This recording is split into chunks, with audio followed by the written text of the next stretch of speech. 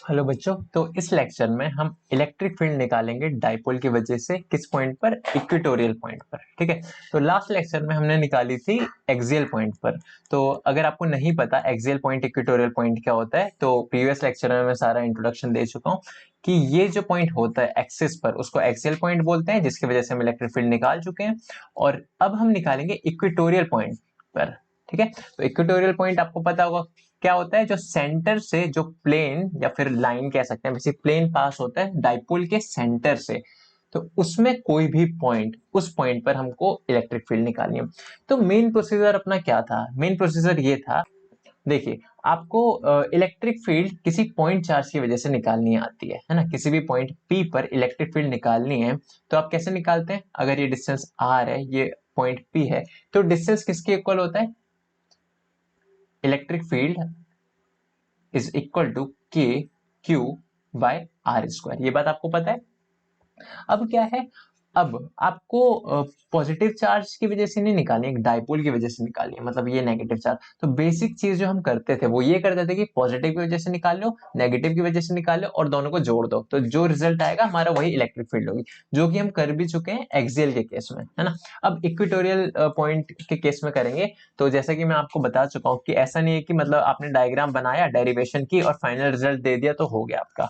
Derivation अगर आपके exam में आते हैं तो आपको पूरी की पूरी कह सकते हैं भूमिका बनानी पड़ती है ना, पूरा इंट्रोडक्शन देना पड़ता है कि हम क्या करेंगे और क्या क्या हमारे पास गिवन है चीजें। तो सबसे पहले आप उसमें लिखिएगा, late us consider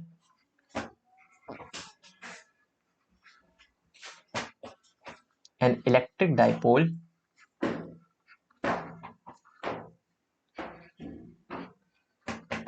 having charges plus q and minus Q. ये सारी चीज मतलब वो है जो हम कर चुके हैं, है ना। मतलब ये जो जो भी चीज है, आपको अगेन मैं बोलूंगा याद करने की आपको जरूरत नहीं है। आप प्रैक्टिस, इतनी डेरिवेशन है ना 12th क्लास में, आप प्रैक्टिस करेंगे तो ये चीज आप खुद से लिखना सीख जाएंगे। तो let us consider an electric dipole having plus q and minus q charges separated by, कितना दूरी से सेपरेटेड है? Separated by some distance 2a। ठीक है, वो 2a डिस्टेंस से सेपरेटेड है। ये तो हमने वो कर लिया कि हमारे पास है क्या क्या। अब हम वो करेंगे कि हमको गिवन क्या है, मतलब कि गिवन हमने लिख दिया, हमको वो करना है कि निकालना क्या है, डिराइव क्या कर रहे हैं हम। तो आप उसमें लिखिएगा वी नीड टू कैलकुलेट, मतलब हमको कैलकुलेट करना है, calculate electric field intensity, electric field intensity किसकी वजह से? ड्यू टू डाइपोल, डाइपोल की वजह से, ड्यू टू डाइपोल। और कहां पर? एट इक्वेटोरियल पॉइंट, है ना, due to dipole at equatorial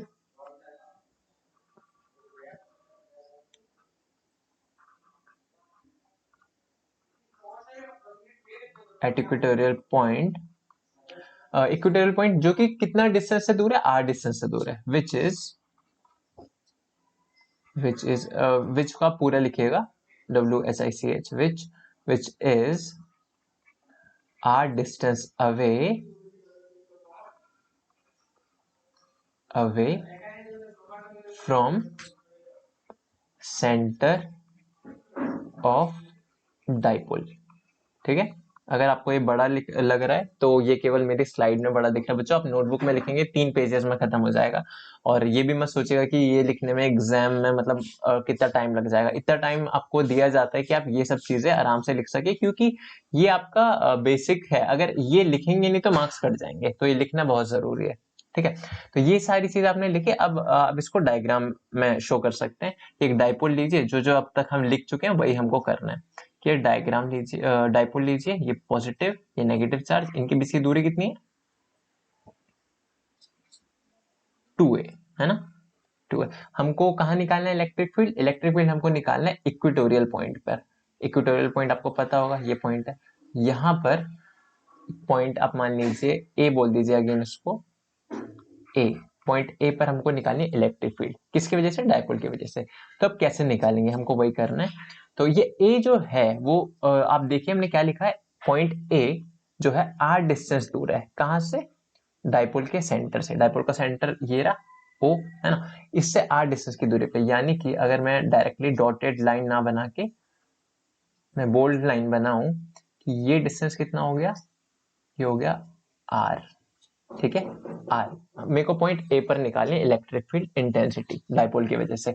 तो अब ये किसके इक्वल होगा, देखिए हमारा बेसिक यही था कि हम क्या करते हैं, पॉजिटिव की वजह से निकालते हैं, नेगेटिव की वजह से निकालते हैं और दोनों को ऐड कर देते हैं वेक्टोरियली। तो निकालते हैं, दोनों को निकालते हैं। निकालने से पहले आपको एक चीज तो पता है कि डिस्टेंस जरूर आएगा, पॉजिटिव चार्ज से आर डिस्टेंस कितनी दूरी पे है। तो ये देख लेते हैं हम कि ये जो है डिस्टेंस पॉजिटिव से, पहले पॉजिटिव की वजह से पॉइंट ए पर इलेक्ट्रिक फील्ड होगी कैसे, वो ये ब्लू वाली होगी या फिर ये जो पिंक वाली है वो होगी, अब बताइए। जाहिर सी बात है वो ब्लू वाली होगी, क्यों, क्योंकि अवे फ्रॉम पॉजिटिव चार्ज से हमेशा दूर की डायरेक्शन में है, तो यानी कि ये आपका ऐसे होगा। ये जो डॉटेड लाइन है आप इसकी दूरी बता सकते हैं, देखिए ये वाला डिस्टेंस ए है, ये वाला डिस्टेंस भी ए है, आपको पता होगा सेंटर से, डायपोल के सेंटर से किसी भी चार्ज की तरफ जो डिस्टेंस होता है वो ए होता है, मतलब डायपोल के किसी भी चार्ज में, ठीक है। तो ये वाला जो हो गया, ये वाली दूरी कितनी होगी, पाइथागोरस थ्योरम। अच्छा एक चीज मैं आपको बताऊंगा, ये वाला लेक्चर देखने से पहले जो मैंने लेक्चर 19 से पहले जो बेसिक बताया था ट्रिग्नोमेट्री का और वेक्टर का, वो देखना बहुत ज्यादा जरूरी है, क्योंकि उसकी ही रिक्वायरमेंट यहाँ पर लगेगी, ठीक है। तो आप पाइथागोरस थ्योरम से ये वाला बता सकते हैं कि ये डिस्टेंस कितना होगा, मैं लिख देता हूँ, ये डिस्टेंस होगा r square plus A square in under root, है ना, यानी कि under root are square plus A square. Similarly आप यहाँ लिख सकते हैं नेगेटिव की वजह से, अच्छा नेगेटिव की वजह से इलेक्ट्रिक फील्ड कैसे होगी, ये देखिए नेगेटिव ये रहा, पॉइंट ये रहा ए, तो ऐसे ये पर्पल वाला होगा, मतलब या फिर ये येलो वाला होगा। जाहिर सी बात है ये जो पर्पल वाला है वो होगा, क्यों होगा, क्योंकि toward the negative charge and away from positive charge, ये आपको बात ध्यान रखनी है। तो ये रहा, तो ये जो डिस्टेंस होगा, जो इतना डिस्टेंस है वो कितना है, अगेन वो इतना ही है पाइथागोरस थ्योरम से, ये आर है, ये आर है, ये ए है, ये परपेंडिकुलर है, तो जाहिर सी बात है जो डिस्टेंस होगा आपका वो हो जाएगा under root are square plus A square, है ना, मतलब दोनों डिस्टेंस बराबर होंगे, ये वाला और ये वाला दोनों सेम होंगे, है ना। अब हमारा काम क्या है, देखो हमने पॉजिटिव की वजह से निकाली, इसको नाम दे देते हैं ई प्लस, है ना, ई प्लस, और इस वाले को नाम दे देते हैं ई माइनस। हमने ये तो निकाल दिया, दोनों की वजह से अपना अपना निकाल दिया कि प्लस की वजह से क्या होगा, माइनस की वजह से क्या होगा। अब क्या है, हमको ना उनको ऐड करना होगा वेक्टोरियली। वेक्टोरियली ऐड करना का मतलब कि आपको पता होगा कि इस पॉइंट पर जो दोनों का हम वेक्टर सम निकालेंगे वही आपकी नेट इलेक्ट्रिक फील्ड होगी, है ना। तो वेक्टर सम अगर मैं दिखाऊं तो दिखेगा कैसे, आप ऐड करने के लिए, अच्छा ऐड करने के लिए जो कंपोनेंट का हम सहारा लेंगे, कंपोनेंट ऑफ वेक्टर्स का, तो अगेन उस लेक्चर की नीड पड़ेगी आपको। तो चलिए इसको आगे करते हैं हम। तो यहाँ लिखेंगे इलेक्ट्रिक फील्ड, अच्छा एक चीज और कि इस एंगल को थीटा नाम देते हैं, ये थीटा, तो जाहिर सी बात है ये भी थीटा हो जाएगा, मतलब दोनों एंगल सेम होंगे, क्यों, क्योंकि ये दोनों साइड सेम है, ये वाली साइड सेम है तो एंगल सेम होंगे। तो देखिए electric field intensity at point, same चीज, प्रोसीजर सेम रहेगा आपका, at point A, point A कौन सा है, ये वाला point A, due to plus q की वजह से, पहले ये प्लस क्यू है और ये माइनस क्यू है, तो due to plus Q is, plus q की वजह से कितना हो जाएगा बच्चों, उसको लिखेंगे हम, तो इसको लिखते हैं E plus in vector sign, ये किसके इक्वल हो जाएगा, के क्यू अपॉन डिस्टेंस कितना है, under root are square plus A square, इस पूरे का स्क्वायर, ये आपका डिस्टेंस हो गया, है ना, ये हो गया, तो ये डिस्टेंस हो गया। अच्छा क्योंकि हमने वेक्टर साइन में लिखा है, ये प्लस जो है ये मतलब इलेक्ट्रिक फील्ड वेक्टर साइन है, तो यहाँ भी एक वेक्टर साइन बनाना जरूरी है, तो उसको करने के लिए आप एक काम कीजिए, इस जहां ये चार्जेस है उसको आप नाम दे दीजिए, जैसे कि एम ये रहा और एन ये रहा, तो हम बोले एम एन, एम एन तो ये रहा। एम ए क्या है, एम ए ये रहा, एम ए यानी कि जो वेक्टर है वो एम से ए में जा रहा है, यानी कि ये वाला वेक्टर हो गया। तो आप देखिए मैं बताना ये चाह रहा हूँ कि ई की यानी कि जो डायरेक्शन है वो वही है जो एम ए की है, ठीक है। एम ए की डायरेक्शन क्या है, जो अभी अभी मैंने एरो से बनाया व्हाइट कलर के एरो से, ये एम ए की डायरेक्शन है। ई की, ई प्लस की और एम ए की डायरेक्शन वही है ना, तो हम यहाँ इसको लिख सकते हैं अलोंग एम ए वेक्टर, ठीक है। एम ये रहा पॉइंट, एन ये रहा पॉइंट, ठीक है। तो ये चीज है, ये हमने प्लस की वजह से निकाल ली। अच्छा एक चीज है, अगले स्टेप में आप क्या कीजिएगा, ये आपने लिख दिया, अगले स्टेप में आप कीजिएगा मैं वो बता रहा हूँ। ई प्लस लिखेगा, प्लस की वजह से विल बी इक्वल टू, ये चीज सेम रहेगी तो इसको के क्यू लिखेगा, और अपॉन में देखिए अंडर रूट है और उसका स्क्वायर है, तो ये तो वैसे कैंसिल आउट हो जाएंगे ना, अंडर रूट स्क्वायर, तो आपका क्या बचेगा, इतना बचेगा, ये बचेगा, है ना। तो अगले स्टेप में आप ये लिख दीजिए, यानी कि यहाँ पर इस वाली चीज को लिख दीजिए, ठीक है। लिखना जरूरी है ना, लिखना, दोनों स्टेप को लिखना जरूरी है, तभी आपको पूरे मार्क्स मिलेंगे। तो प्लस की वजह से हमने निकाल दिया, अब एक काम करते हैं नेगेटिव की वजह से निकालते हैं, नेगेटिव चार्ज की वजह से निकालते हैं। तो उसके लिखिए इलेक्ट्रिक फील्ड इंटेंसिटी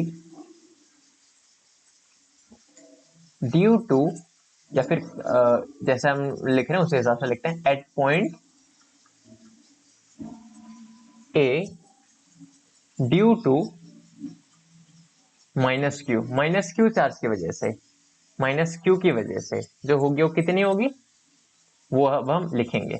तो यहां लिखिए E minus vector will be equal to K into उसका मैग्नीट्यूड अपॉन डिस्टेंस का स्क्वायर, यानी कि अंडर रूट, ये माइनस नहीं है बच्चों, यहाँ पर ये इक्वल है ना, अगर आपने माइनस लिखा हो तो उसको सही कर लेना, चलिए ठीक है।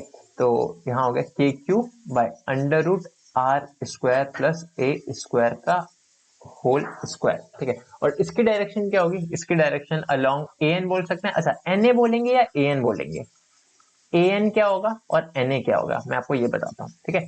वेक्टर के बेसिक में करा चुका हूँ लेकिन फिर भी बता देता हूँ। ए एन जो होगा वो ये होगा जो इसकी तरफ है, जो ए से जा रहा है एन की तरफ, यानी कि जो रेड वाला है वो है आपका ए एन, और एन ए क्या होगा जो एन से जा रहा है ए की तरफ, है ना। तो आपका जो इलेक्ट्रिक फील्ड है नेगेटिव की वजह से वो ए एन वेक्टर की तरफ में है, ए एन वेक्टर की डायरेक्शन में है, या एन ए वेक्टर की डायरेक्शन में, ए एन वेक्टर की डायरेक्शन में, है ना। तो आप यहाँ पर लिख सकते हैं along ए एन वेक्टर, ठीक है। तो आपने प्लस चार्ज की वजह से और माइनस चार्ज की वजह से आपने जो है निकाल लिया वैल्यू। चलिए अब हमारा काम क्या है, अब हमारा यहाँ पर आता है वो जो वेक्टर जो हमने पढ़ा था उसकी अब सबसे ज्यादा जरूरत यहाँ पर है। देखिए एक काम कीजिए, आपको ये चीज पता है कि ये वाला एंगल थीटा है ना, ये वाला एंगल थीटा है, तो क्या ये वाला यहाँ से अगर मैं इसी के पैरेलल, इस बेस के पैरेलल यहाँ पर ये ड्रॉ करूं, ये वाला एंगल भी थीटा हो जाएगा, होगा, है ना, बिल्कुल जाहिर सी बात है होगा। तो अब देखिए, अब मेरे को ये जो ब्लू वाला वेक्टर है, ब्लू वाला मतलब E plus, electric field plus charge की वजह से जिसका हमने नाम दिया ई प्लस, वो उसको मेरे को तोड़ना है, उसको मैं दो भाग में तोड़ सकता हूँ, ठीक है। अगर आपने पिछले वाला लेक्चर देखा होगा तो बहुत आसान होगा आपके लिए, दो भाग में तोड़ना है। तो कैसे तोड़ूंगा, एक इधर और एक इधर, है ना, परपेंडिकुलर कंपोनेंट में मैंने इसको डिवाइड करना है, यानी कि एक ये रहा और एक ये रहा। अब देखिए जो ये हॉरिजॉन्टल वाला है, मतलब जो यहाँ पर होगा उसकी क्या वैल्यू होगी, क्या आप बता सकते हैं। तो आप वहां यहाँ पर लिख भी सकते हैं, लग सकते हैं कि horizontal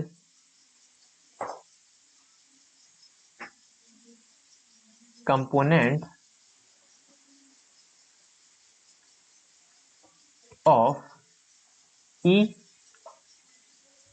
plus vector, E plus vector यानी कि जो ब्लू वाला है उसका हॉरिजॉन्टल कंपोनेंट कितना होगा बच्चों, देखिए वो इतना होगा ई प्लस, ये तो ई प्लस तो आपका यही वाला है जो ये है, अब उसका हॉरिजॉन्टल की बात कर रहे हैं हम, यानी कि इसकी, तो वो थीटा की डायरेक्शन में, यानी कि ये वाला कितना हो जाएगा ई प्लस कॉस थीटा, है ना, पिछले लेक्चर में बताया था मैंने ई प्लस कॉस थीटा।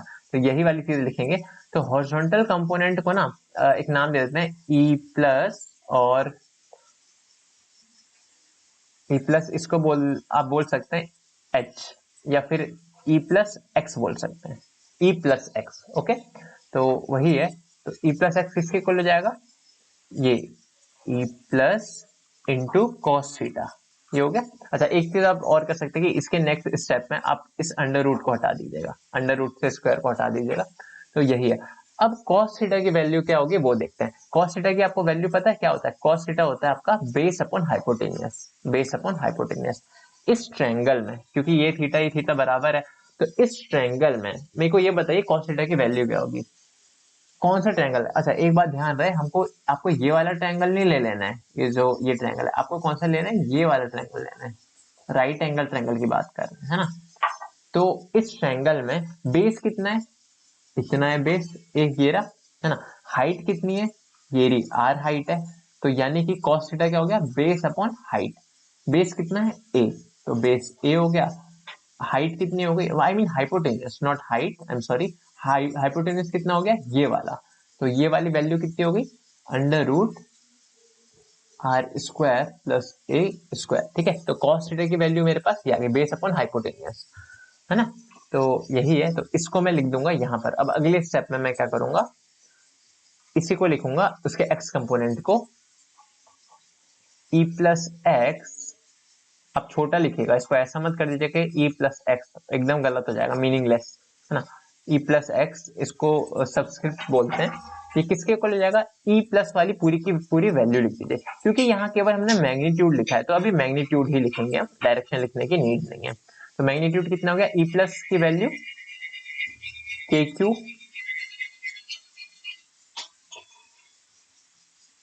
के Q by are square plus A square, ये हो गया। ये तो ई प्लस की वैल्यू हो गई। और cos थीटा, cos थीटा कितना था? इतना था, तो वो लिखिए cos theta into a upon under root are square plus A square, ये रहा, है ना।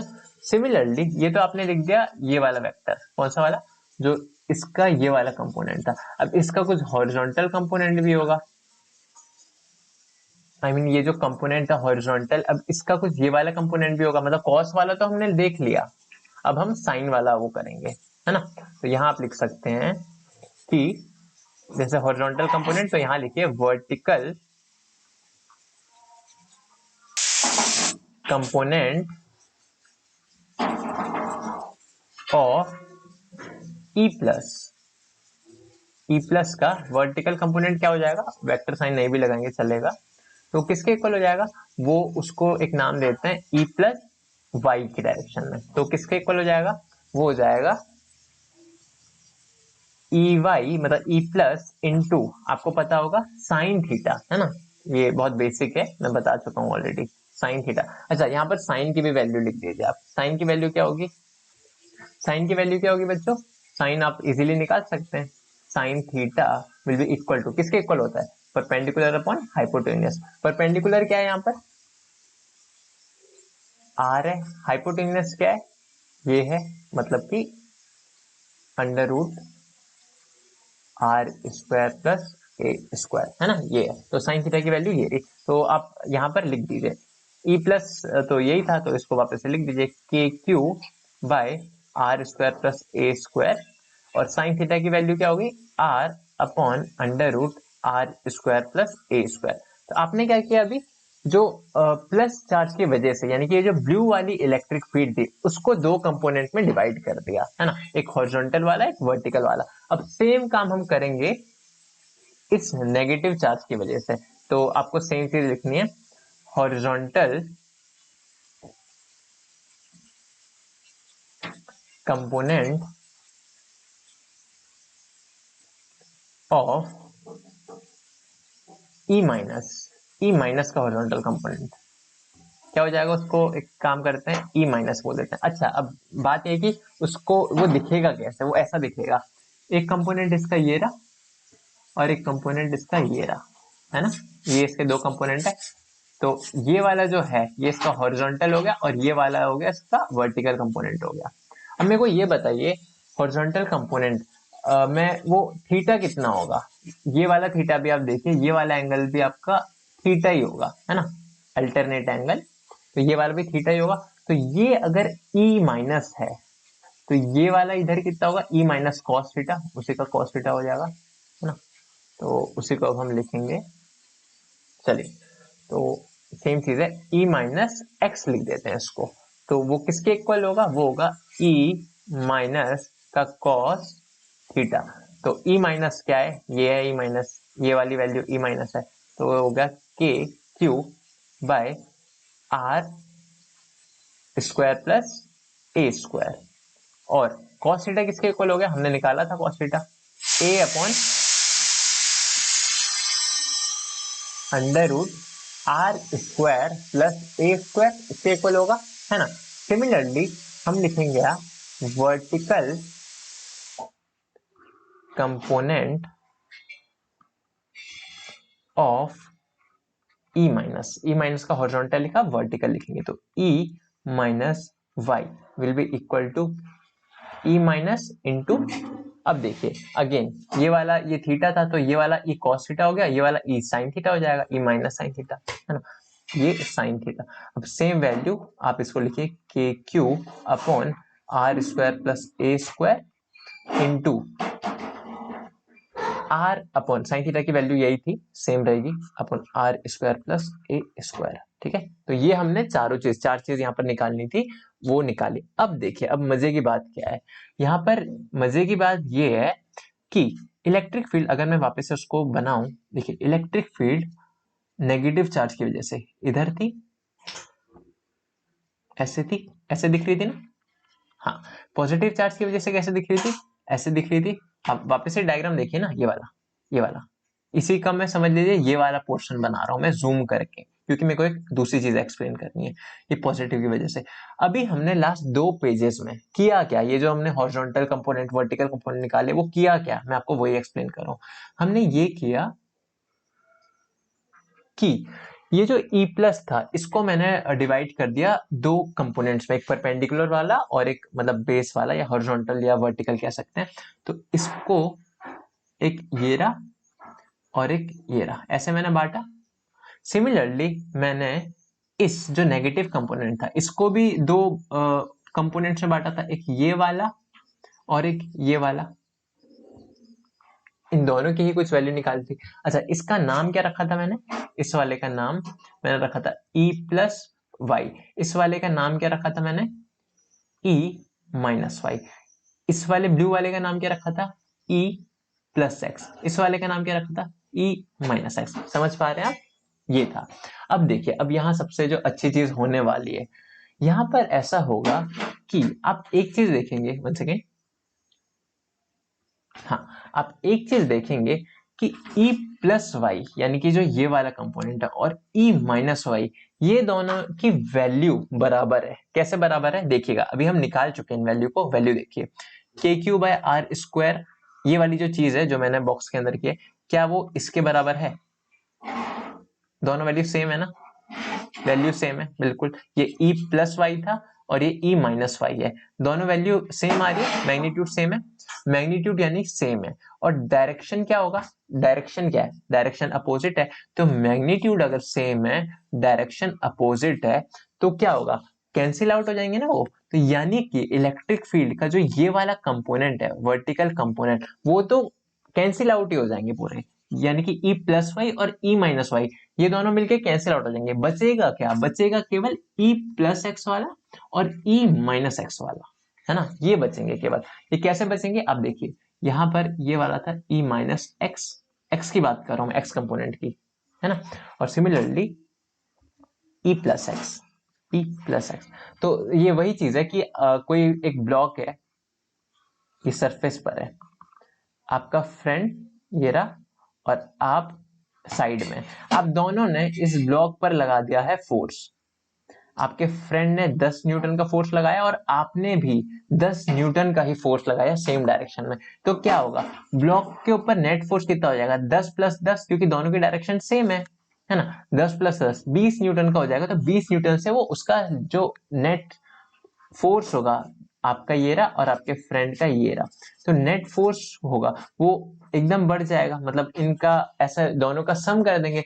तो सिमिलरली यहाँ पर ये होगा कि यहाँ पर दोनों को हम जोड़ के इतना बड़ा आएगा, तो मतलब कि जोड़ेंगे हम बेसिकली, ठीक है। और ये वाला कैसा था कि एक ब्लॉक है, ऊपर आपका फ्रेंड खींचा, नीचे आप उतने ही फोर्स से खींचा, मतलब कि ऊपर नीचे की डायरेक्शन में नेट फोर्स क्या लग रहा है, नेट मतलब कि बराबर फोर्सेस है, जितने भी नीचे नेट फोर्स टोटल है उतने ही ऊपर की डायरेक्शन में, तो नेट फोर्स यहाँ पर 0 हो जाएगा, जो कि यहाँ पर हुआ भी है आपका डाइपोल के केस में। वर्टिकल कंपोनेंट कैंसिल आउट हो गया, बचा कौन सा, हॉरिजॉन्टल कंपोनेंट। तो हमारा तो वर्टिकल कंपोनेंट कैंसिल हो गया, तो हमारा काम आसान हो गया। तो यहाँ पर आप जो स्टेटमेंट लिखना है आपको, तो ये लिखना है वो स्टेटमेंट कि ये लिखिएगा वर्टिकल कंपोनेंट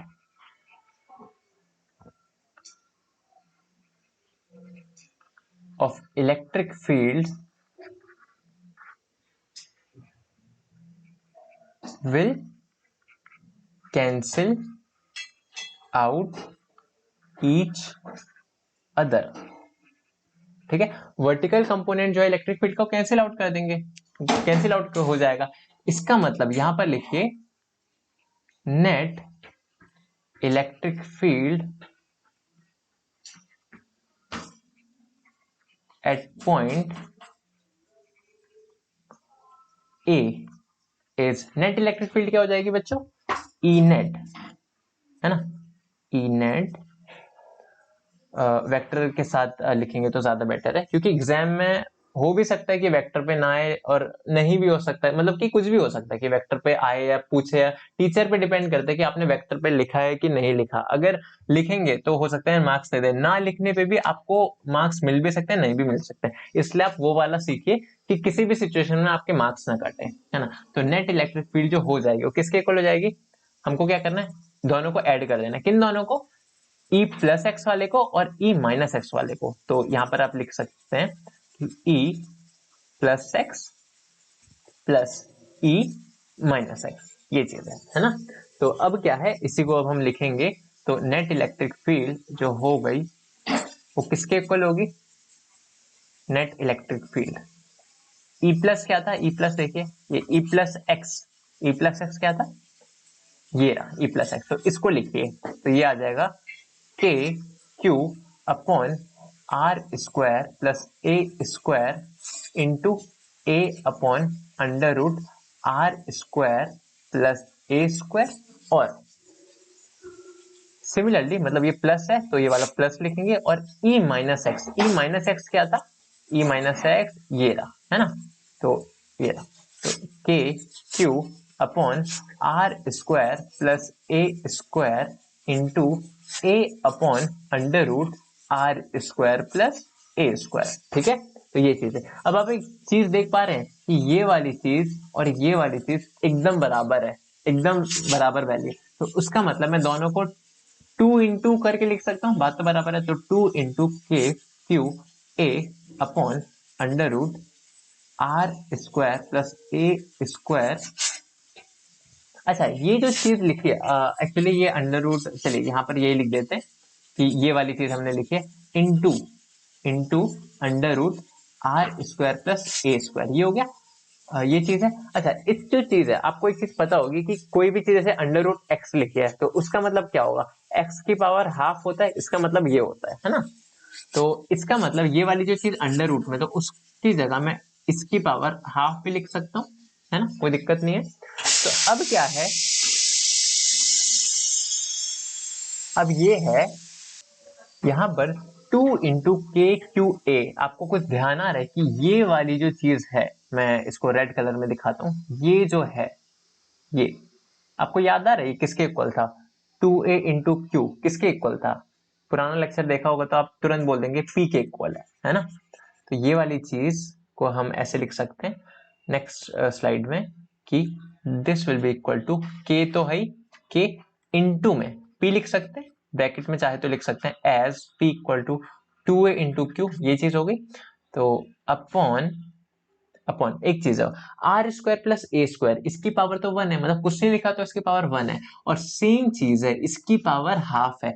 तो जब बेस सेम हो मल्टीप्लीकेशन के केस में पावर ऐड हो जाती है, तो यानी कि यहाँ 1 है यहाँ हाफ है तो ऐड हो जाएगी। 1 और हाफ कितना होता है 3/2, तो यहाँ लिख सकते हैं आर स्क्वायर प्लस ए स्क्वायर की पावर 3/2। ये इलेक्ट्रिक फील्ड है, नेट इलेक्ट्रिक फील्ड। अच्छा एक चीज, हम वेक्टर फॉर्म में क्योंकि लिखना में इंटरेस्टेड थे, तो यहाँ पर आप देखिए नेट इलेक्ट्रिक फील्ड की डायरेक्शन किधर है, नेट इलेक्ट्रिक फील्ड की डायरेक्शन इधर है ना, क्योंकि दोनों वेक्टर इधर है, ये है, दोनों ऐड होके इधर हो जाएगा। नेट इलेक्ट्रिक फील्ड की डायरेक्शन आप कह सकते हैं प्लस आई की तरफ है। और डाइपोल की डायरेक्शन क्या है, डाइपोल की डायरेक्शन क्या होती है, नेगेटिव से पॉजिटिव, यानी कि डाइपोल की डायरेक्शन आपका इधर है ना। डाइपोल की डायरेक्शन ये रहा ना नेगेटिव चार्ज, ये वाला चार्ज नेगेटिव है और ये वाला चार्ज पॉजिटिव है, तो डाइपोल की डायरेक्शन आपकी इधर हो गई। तो हम कह सकते हैं कि जो इलेक्ट्रिक फील्ड की डायरेक्शन है वो डाइपोल की डायरेक्शन के अपोजिट है। वापस से मैं बताता हूँ, डाइपोल की डायरेक्शन देखिए, मैं रेड कलर से डाइपोल की डायरेक्शन बता रहा हूँ। डाइपोल की डायरेक्शन ये रही है ना, ये वाली जो है डाइपोल की डायरेक्शन है। क्यों? क्योंकि नेगेटिव से पॉजिटिव डाइपोल की डायरेक्शन होती है। और इलेक्ट्रिक फील्ड की डायरेक्शन क्या है, यहाँ पर मैं ब्लू से दिखा रहा हूँ, इलेक्ट्रिक फील्ड की डायरेक्शन ऐसे है। क्यों? क्योंकि इलेक्ट्रिक फील्ड नेट जो बची थी यहाँ पर, दोनों को हमने जो जोड़ा था वो इधर आई थी, ये वाली। तो अब दोनों की डायरेक्शन अपोजिट है, तो इसका मतलब मेरे को उन मैग्नीट्यूड सेम है, डायरेक्शन अपोजिट है, तो वो दिखाने के लिए मेरे को एक नेगेटिव साइन लगाना पड़ेगा, है ना। तो वही मैं नेगेटिव साइन लिखूंगा कि इलेक्ट्रिक नेट इलेक्ट्रिक फील्ड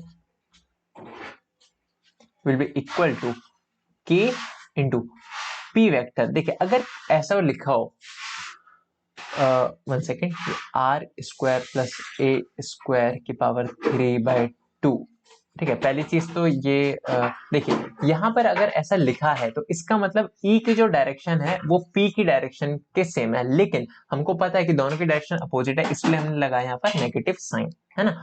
तो ये रहा हमारा मेन फॉर्मूला, फाइनल फॉर्मूला, है ना। इसमें जैसे कि हमने स्पेशल केस देखा था, वैसे ही आप लिख सकते हैं कि जैसा हमने यहां लिखा था एक्सियल के केस में कि for R much much greater than A, same चीज लिखेंगे हम यहां पर कि for R much much greater than A, electric field की वैल्यू क्या हो जाएगी, E net will be equal to P upon KP, K into P upon are square plus A square को हम आर स्क्वायर लिख सकते हैं जब आर बहुत बड़ा हो। हम पिछले लेक्चर में ना ये चीज मैं एक्सप्लेन कर चुका हूं, अगर आपको ये चीज समझ नहीं है तो पिछले लेक्चर के उस पार्ट को देखिएगा, अच्छे से क्लियर हो जाएगा, मैंने एग्जाम्पल के साथ भी बताया। तो आर स्क्वायर इसकी पावर 3/2 है, तो ये मल्टीप्लाई होंगे तो 2 से 2 कैंसिल हो जाएगा, तो क्या बचेगा आर क्यूब ये बचेगा। तो ये रहा नेट इलेक्ट्रिक फील्ड इस सिचुएशन में, है ना।